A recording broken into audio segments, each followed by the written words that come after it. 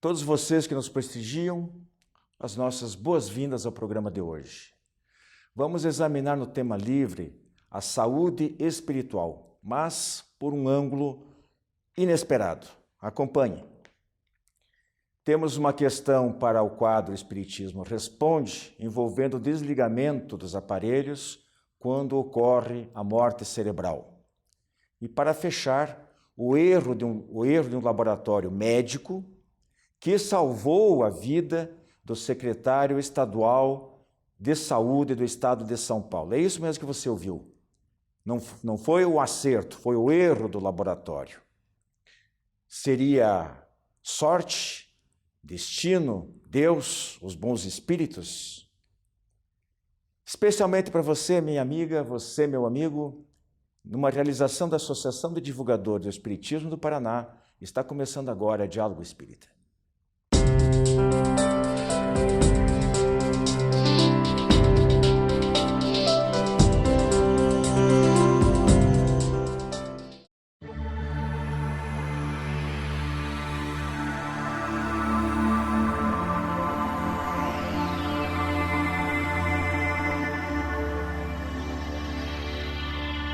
Prezados amigos, nosso Diálogo Espírita do tema livre, vamos falar sobre saúde espiritual, mas sob um ângulo um pouquinho diferente, um pouco inesperado, digamos assim. Nós já tratamos aqui em outras oportunidades, vimos a importância da saúde física e mental, eleita por nós como um dos talentos da parábola evangélica de Jesus, dos mais valiosos, e que devemos respeitar, usar bem esse talento com responsabilidade.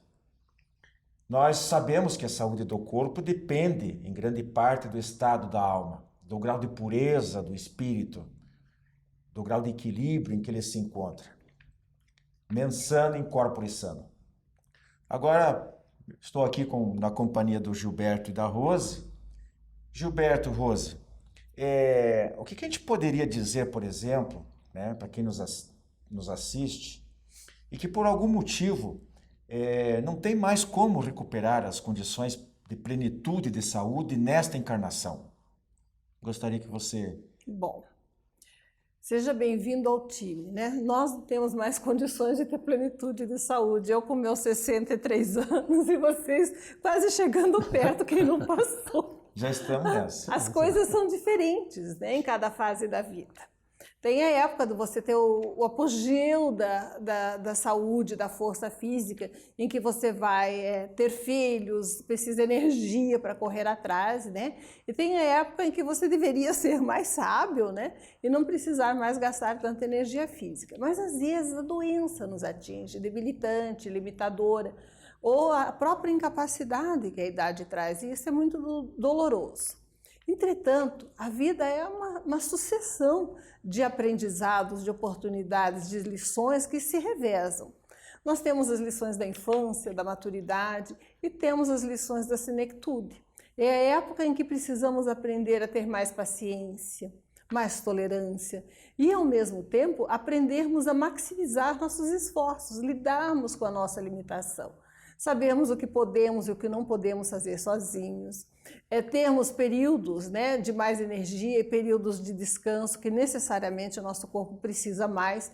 Então, termos sabedoria para usarmos bem as nossas possibilidades. Acima de tudo, não nos entregando. Não é porque eu não posso mais sair a correr aí 10 quilômetros que eu vou deixar de andar. Não é porque eu não tenho mais facilidade, se for o caso, né, de sair sozinho, que eu vou deixar de ter minhas leituras, minha convivência pela rede social, se for preciso, porque está ao alcance de qualquer um aprender hoje, e a facilidade de acesso é grande, e ter vida de plenitude, de convivência, e acima de tudo, se eu estou limitado, se eu estou com problemas e fico focando só em mim e só falo disso, eu pioro a minha situação.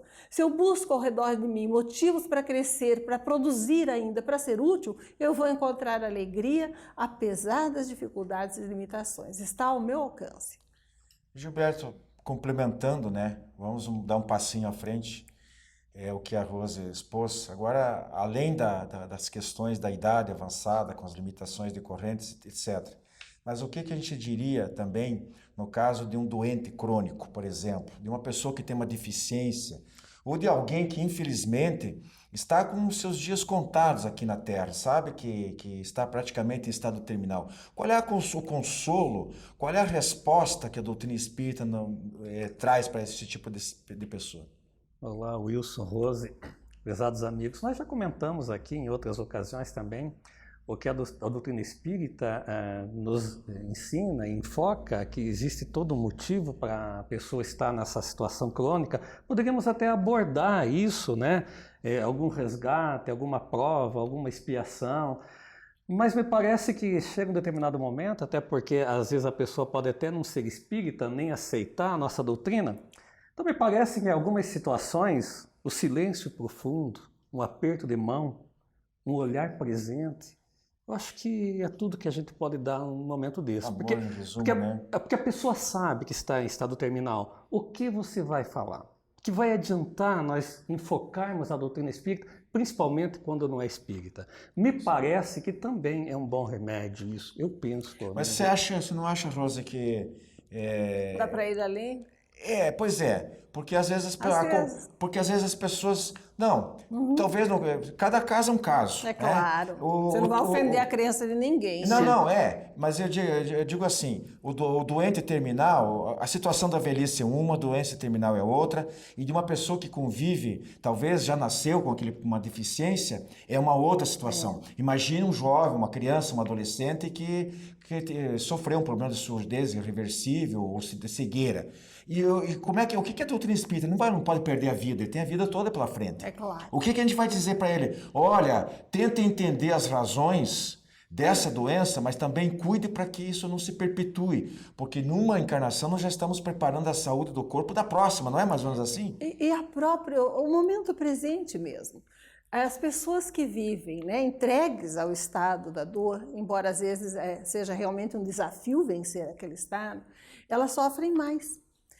Mesmo o doente terminal, se ele souber, para começar, que a morte não existe, Jesus é a prova, ele voltou para provar que a morte não existe. Ele viu Elias e Moisés, né, e mostraram-se ao lado dele no Tabor. Então, ele foi a lição máxima e nos trouxe a noção da esperança, de que a vida continua e que os nossos mortos estão aí. Então, nós também estaremos vivos.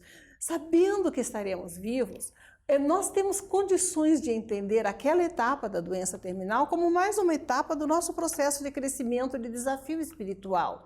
Se nós lamentarmos demais, nos entregarmos à revolta, anteciparmos o fim da existência pelo desespero, nós perderemos a lição, poderemos ter que renová-la depois, desperdiçaremos o aprendizado num momento tão difícil.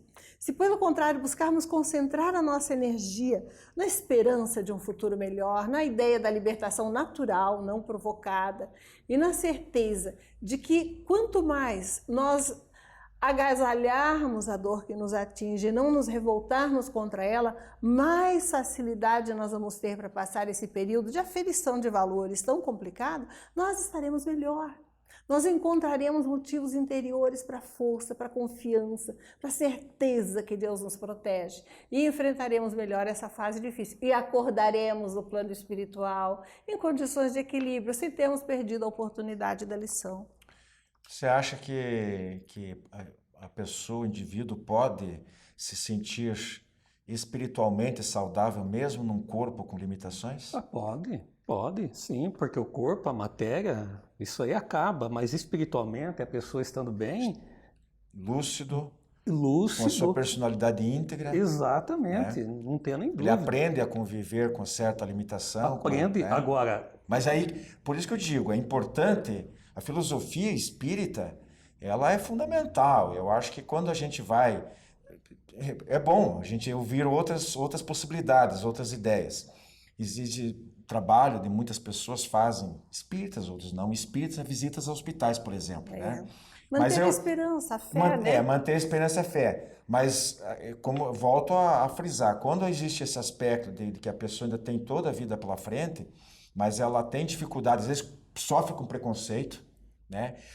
Tem menos oportunidade de trabalho. Hoje em dia, aqui o Brasil progrediu bastante nesse sentido. Você diz né? não no doente terminal, na pessoa limitada. De uma deficiência, de uma doença crônica, que não tem cura, é reversível. Ela vai ter que conviver com aquilo pro resto dessa vida. Ela precisa compreender por que ela está sofrendo. Vocês não acham? Eu acho que tem que esclarecer perante o conhecimento espírita que existe um problema reencarnatório, problema energético, que foi um abuso. Normalmente se abusou da saúde, lesionou o perispírito e aí propagou para o corpo físico, porque é uma bênção para ela, que é um remédio amargo, fazer com que seja purgado para o corpo uma doença que está, na verdade, na alma, no espírito. Ela precisa de se purificar nesse aspecto. Então, ela vai tirar um fardo da vida dela, mas essa vida está, né? E até porque também, às vezes, a pessoa está num estado crônico tal, que o que ela ouvir serve de alento. E talvez até esses ensinamentos que a doutrina espírita nos dá, talvez a pessoa nunca tenha ouvido, né? Que aquele momento que ela está passando é um momento transitório, né? Que ela tem que passar e que, dependendo de como ela se portar diante do problema, vai ter uma recompensa lá na frente, né? Nós temos que usar os conhecimentos, né, que nós temos. Atualmente sabe-se, por exemplo, que nas antigas experiências da Rússia com a câmara Kirlian, muitas doenças apareciam antes como um registro energético escuro, né, na aura, das vibrações, antes de se manifestarem no corpo físico, o que é mais um indício a favor da tese que você colocou, de que nós temos desequilíbrios que estão em nós e que o corpo é um escoadouro. Então a doença física, ela não é castigo. Ela é a oportunidade de reequilíbrio daquela energia que estava desequilibrada. Exatamente. E é uma oportunidade, mesmo que a pessoa não tenha débitos, grandes expiações, mas é uma oportunidade de exercitar outros valores que não foi possível aprender na época da saúde, com certeza, porque Deus não nos manda nada, ou nós não provocamos nada que não nos seja necessário. E é interessante que no programa da semana passada nós comentamos sobre a justiça divina, a tarde não falha. Então, talvez o que nós estamos sofrendo hoje seja alguma consequência de alguma coisa que não foi bem resolvida por nós numa outra existência. Por isso que não falha. Que não falha. Porque ou a pessoa sofre ainda nesta vida, ou no plano espiritual, ou na próxima reencarnação. Né? Então não imaginem vocês que aquele mal político, o corrupto, o ladrão de rua, o traficante, o caluniador, ou aquela pessoa que odeia, que desune, que espalha somente o sofrimento, ela não vai se dar bem.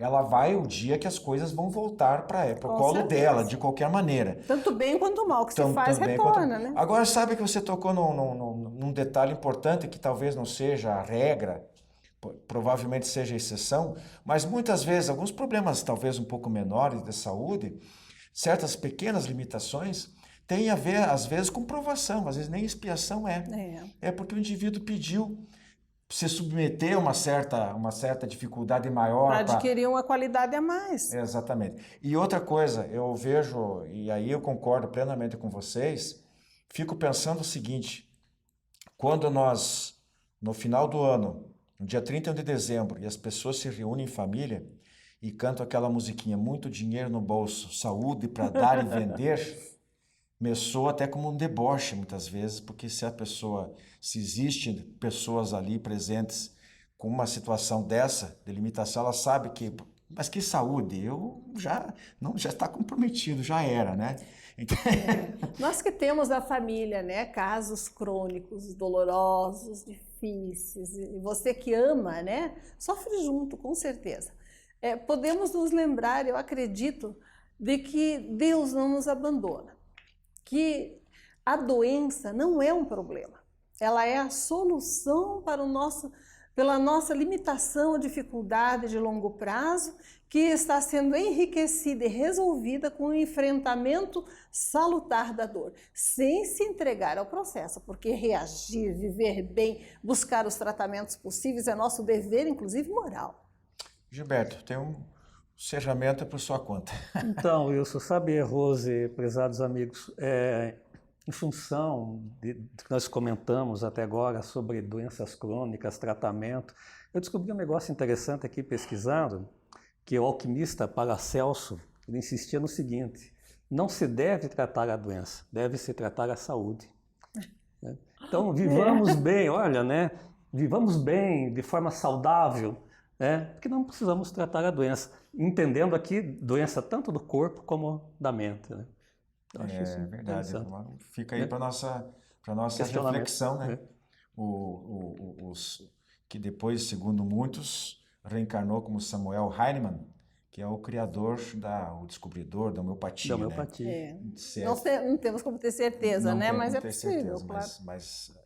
então fica aí, meus irmãos, a nossa, especialmente a você, querido amigo, querida amiga, que tem um problema maior aí, ou todos, quem não vai ter, se não Todos teve, temos. não tem, vai ter, provavelmente, né? Dificilmente a pessoa vive saudável a vida inteira, desencarna de uma hora para outra, O sem seu sofrimento, sem nada. familiar, né? Ou um familiar, então um vizinho, um amigo, a gente sempre tem que ter uma palavra de consolo, e eu acho que passa por aí, por esse entendimento profundo do que realmente significa a vida e como ela se processa no plano material, no plano físico, no plano E espiritual. não se vitimizar, né? Saber que somos os autores do nosso destino e capazes de provocar a saúde a nosso favor, com a bênção de Deus.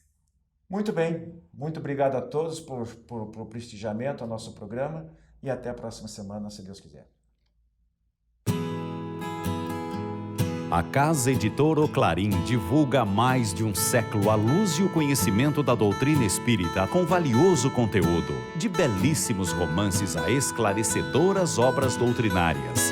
Conheça, divulgue e compartilhe a lucidez do Espiritismo. Casa Editora Oclarim. Acesse www.oclarim.com.br. A revista Ser Espírita propõe um novo olhar sobre a vida encarnada. É o Espiritismo sintonizado no século XXI, revendo os princípios fundamentais da doutrina espírita sob a ótica da filosofia, ciência e religião. Nesta edição, o destaque é para a entrevista com o médium Mauri Rodrigues da Cruz, fundador da Sociedade Brasileira de Estudos Espíritas. Imperdível. Para conhecer os demais fascículos, visite o site www.serespirita.com.br.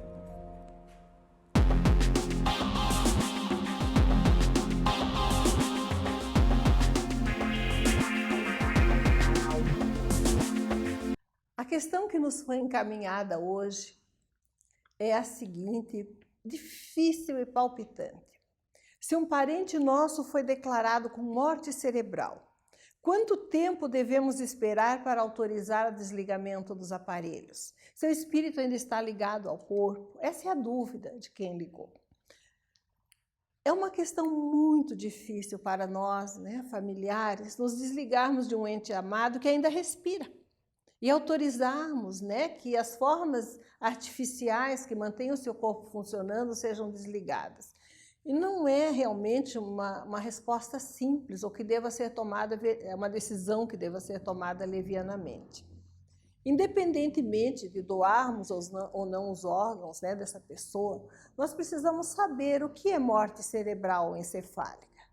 Quando os médicos declaram a morte cerebral ou encefálica, eles fizeram uma série de testes com as pessoas. Existe todo um protocolo controlado pelas organizações médicas que exigem que a pessoa seja examinada várias vezes com intervalo de horas, que ela não possa mais respirar por si mesma, que ela não tenha mais sinais vitais independentes, que não tenha mais alguns reflexos nos testes que são feitos.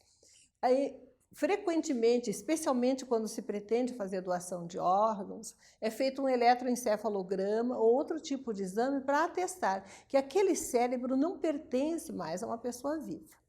O coração continua batendo porque a máquina orgânica funciona, mas o cérebro não controla mais o funcionamento do corpo. Isso significa, pelos protocolos atuais, que aquela pessoa já está declarada clinicamente morta. E é uma dificuldade nossa, não é? De sabermos se não vamos estar tirando alguma coisa do nosso ente, autorizando o desligamento do aparelho. Vamos ver o que Kardec falou a respeito, o que os espíritos que conhecem a realidade do lado de lá, né, avaliaram.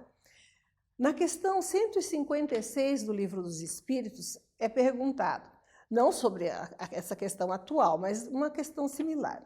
A separação definitiva da alma e do corpo pode ocorrer antes que a vida orgânica cesse completamente? E os espíritos responderam. Na agonia, a alma às vezes já deixou o corpo. Há somente a vida orgânica. O homem não tem mais consciência de si mesmo e, no entanto, ainda lhe resta um sopro de vida. O corpo é uma máquina movida pelo coração. Existe enquanto o coração faz circular o sangue nas veias e não necessita de alma para isso. Nos explicam, então, que se não existe mais condições de funcionamento, do corpo, a alma já está em processo de libertação. Não é a alma que se livra do corpo, é o corpo que não oferece mais condições de funcionamento. Especialmente se a questão envolve doação de órgãos, nós temos que pensar, se nós não doarmos os órgãos e o nosso ente já está clinicamente morto ou a caminho, não tem chance de recuperação, isso foi atestado em obediência a todos os protocolos médicos vigentes, com todo cuidado, um neurologista já olhou, os exames foram feitos, na dúvida, um eletroencefalograma ou um exame similar já foi realizado. E nós temos possibilidade de que os seus órgãos sirvam a outro. Devemos ou não devemos autorizar a doação? Nós temos um livro de psicografia do Chico Xavier, o caso Vladimir, em que o jovem que suicidou com um tiro no peito, ele conta das suas vicissitudes, da sua luta, do seu sofrimento no plano espiritual e da sensação de que aquele tiro estava sempre ali, o sangue jorrava ininterruptamente, que é um sofrimento comum no suicida. E disse que um dia o mentor espiritual que o atendia chegou feliz e com uma novidade. A sua família tinha autorizado a doação da sua córnea para uma pessoa cega. E as orações da família desse receptor da doação tinham autorizado, permitido que as esferas superiores, os espíritos do bem, autorizassem o socorro ao Vladimir, e ele, mesmo não tendo sido o autor direto da doação, pôde ser ajudado, cessou aquela sensação de sofrimento e sangramento pelo gesto generoso da sua família que reverteu a seu favor. Se tivermos dúvida, então, quanto à doação de órgãos, vamos nos lembrar que, atendido no que foi possível o nosso ente querido, vamos deixá-lo partir, sem prolongar artificialmente a vida além do necessário, mas especialmente vamos permitir que ele seja beneficiado ainda pelo nosso gesto de generosidade e amor, estendendo a saúde a outras pessoas com partes, com órgãos daquele corpo que não vai mais poder acolher o espírito do nosso amado, que vai estar livre num corpo novo, numa vida melhor. Muita paz. Fiquem conosco.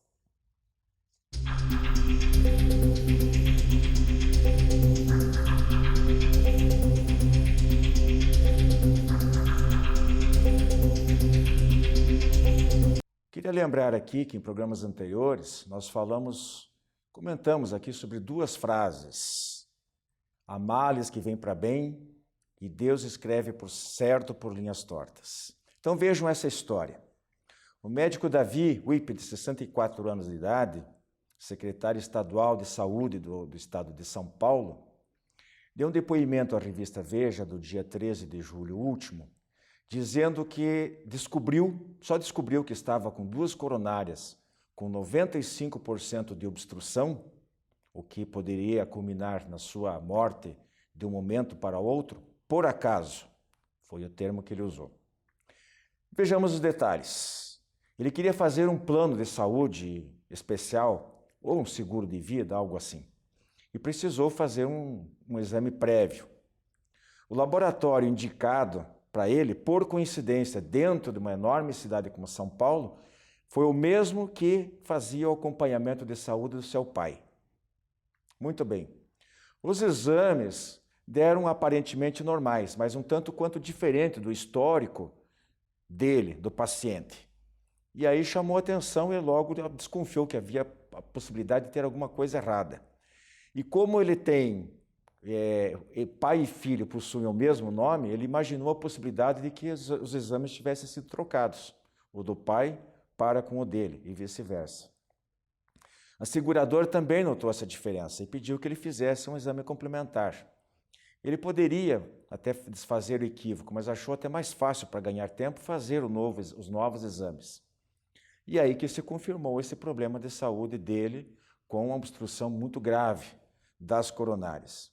E aí o médico diz: fui vítima de um erro que acabou salvando a minha vida. Bem, talvez ele não tenha feito isso por orgulho, por falta de fé, por não pensar em Deus, mas o fato é que muitas outras pessoas no lugar dele pensariam sim, né? De que talvez tivesse a providência divina por trás desse fato, de que não foi por acaso como ele achou, de que por algum motivo ele teve algum mérito, foi intuído por alguém para que ele pudesse, de certa forma, ser alertado para esse problema. Na vida diária, muitos casos semelhantes podem ser encontrados, e a gente não fica sabendo, né? Sabemos que o acaso não existe. A providência divina está atenta. Se não ocorre com todo mundo, é porque as necessidades, as possibilidades de cada um são diferentes. As missões de cada um são diferentes. Seus méritos são diferentes. Os resgates, muitas vezes, de vidas passadas são diferentes. As provações do caminho são diferentes. Temos que levar em conta todas essas possibilidades. A vida não se comporta igual para todo mundo bonitinho e padronizado. Então, portanto, quando a gente sofre um tipo de algum contratempo, por exemplo, né? Quando algo dá errado, quando um atraso, por exemplo, um pequeno acidente, um desencontro, uma frustração, seria bom se a gente olhasse com mais calma, com mais tranquilidade esses fatos, para ver se por trás daquele pequeno problema não está a solução de um grande problema que surgiria ou pode surgir mais à frente. Deus realmente sabe muito bem o que faz, né? E nós não podemos duvidar da sua sabedoria, nem do seu amor, nem da sua bondade. Temos que ter fé acima de tudo. Então, fica para vocês aí essa pequena história, esse pequeno exemplo desse médico, né? E que foi surpreendido, como tem aquele velho ditado, casa de ferreiro, espeto de pau, né? Ele, como médico, talvez descuidou dos exames e teve que haver uma interferência espiritual, com uma troca de exame com do pai dele e tudo, para que ele fosse alertado em relação a esse problema que poderia simplesmente lhe custar a vida. Então, para fechar, mais uma vez, né? Vamos tomar cuidado, não vamos ficar irritados por pequenos contratempos, por qualquer coisinha que acontece que não dá certo, porque a gente não sabe o que a espiritualidade às vezes está preparando para nós. Pode ser que aquilo seja, como foi o caso dele, simplesmente salvar a própria vida.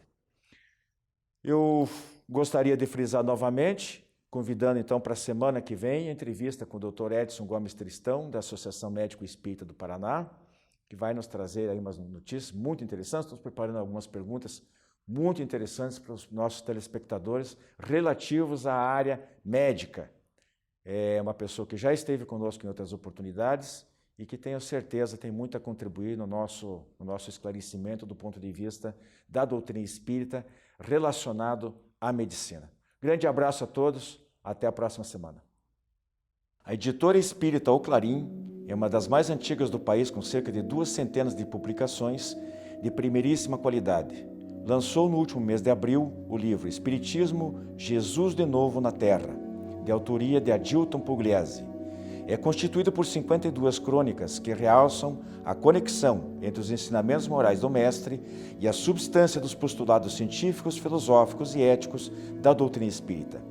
Pedidos pelo e-mail oclarim@oclarim.com.br, o telefone 16 33 82 1066 ou através do Clube do Livro Espírita em Curitiba para adepr@adepr.org.br. Clube do Livro Espírita de Curitiba. Mais de 2 décadas consolando corações, iluminando consciências.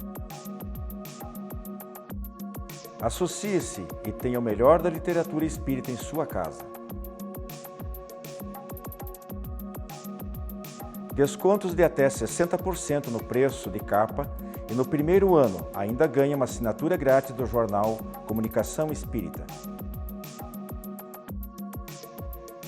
Acesse também a nossa fanpage no Facebook da AD Paraná. Associe-se agora e contribua para a manutenção deste programa.